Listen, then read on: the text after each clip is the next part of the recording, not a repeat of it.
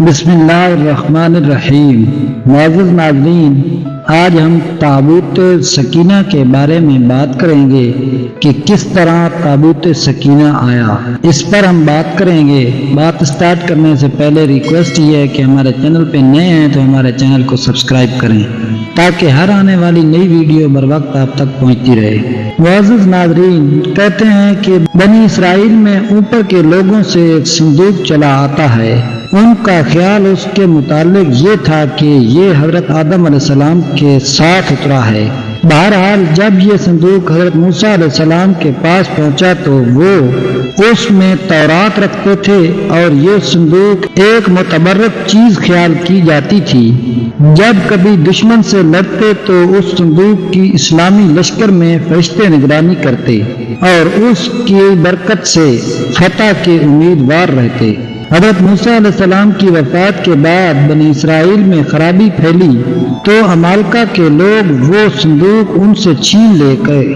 آخر اللہ تعالیٰ نے ان کے دل میں دہشت ڈال دی کیونکہ ان کے بہت سے آدمی اس صندوق کی بے ادبی کی وجہ سے مر گئے۔ انہوں نے گھبرا کر اس کو 2 بیلوں پر لاد کر اپنے ملک سے باہر نکال دیا اور بیلوں کو چھوڑ کر چلے گئے۔ فرشتے ان بیلوں کو ہانک کر لے آئے۔ اس طرح وہ صندوق طالوت بادشاہ کے مکان پر پہنچ گیا۔ حضرت شاہ صاحب رحمۃ اللہ علیہ فرماتے ہیں کہ بنی اسرائیل میں ایک صندوق چلا آتا تھا، اس میں تبرکات تھے۔ حضرت موسیٰ اور ہارون لڑائی کے وقت اس کو آگے بھیج دیتے اور دشمن پر حملہ کرتے تو اللہ تعالیٰ فتح دے دیتا۔ جب یہ بدنیت ہو گئے تو وہ صندوق ان سے چھین لیا گیا، غنیم کے ہاتھ لگا اور جب طالوت بادشاہ بنا تو وہ صندوق خود بخود رات کے وقت اس کے گھر کے سامنے آ موجود ہوا۔ سبب یہ ہوا کہ غنیم کے شہر میں جہاں یہ رکھا تھا ان پر بلا پڑی، 5 شہر ویران ہو گئے، تب ناچار ہو گئے اور اسے 2 بیلوں پر لاد کر ان کو ہانک دیا۔ کہتے ہیں کہ اس میں تورات کی تختیاں تھیں اور حضرت ہارون علیہ السلام کا امامہ اور حضرت موسیٰ علیہ السلام کے نالین تھے اور ہارون علیہ السلام اور موسیٰ علیہ السلام کے کچھ کپڑے تھے اور ایک بوری میں من و سلوہ کے زمانے کی بچی ہوئی ترنج بین تھی اور چند وہ کلمات تھے جو پریشانی کے وقت پڑھے جاتے تھے تو اللہ تعالیٰ پریشانی دور فرما دیتا ہے۔ ان تبرکات کی وجہ سے مجاہدین کے قلب کو تسلی ہوتی تھی اور اسی غرض سے یہ صندوق میدان جہاد میں مسلمانوں کے ہمراہ ہوتا تھا اور اس کی برکت سے ان کا نبی کامیاب ہوتا تھا۔ یہ تابوت حضرت الیسع علیہ السلام تک پہنچا۔ پھر قوم عمالقہ نے بنی اسرائیل پر غلبہ کر کے تابوت سکینہ بھی لوٹ لیا۔ پھر بنی اسرائیل روتے رہتے تھے۔ عمالقہ نے وہ تابوت اپنے بت خانہ میں رکھ دیا۔ تمام بت اس کے ارد گرد جو تھے گر پڑے اور ایک بت باقی رہا۔ صبح کو بت پرست آئے تو یہ حال دیکھ کر حیران ہو گئے، پھر بت کو اس تابوت پر رکھ کر چلے گئے۔ پھر جب آئے تو بت نیچے تھا اور تابوت اوپر تھا۔ پھر لوہے کی میخیں لے کر بت کو تابوت پر مضبوط کر دیا۔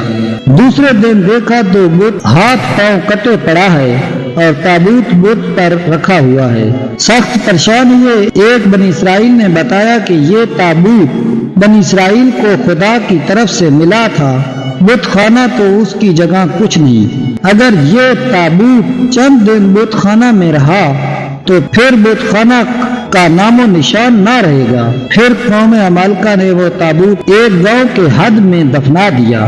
پھر اس گاؤں کے لوگ سب مر گئے۔ پھر وہاں سے نکال کر دوسری جگہ رکھا، وہاں بھی وبال آ گیا۔ اسی طرح 5 شہر ویران ہو گئے۔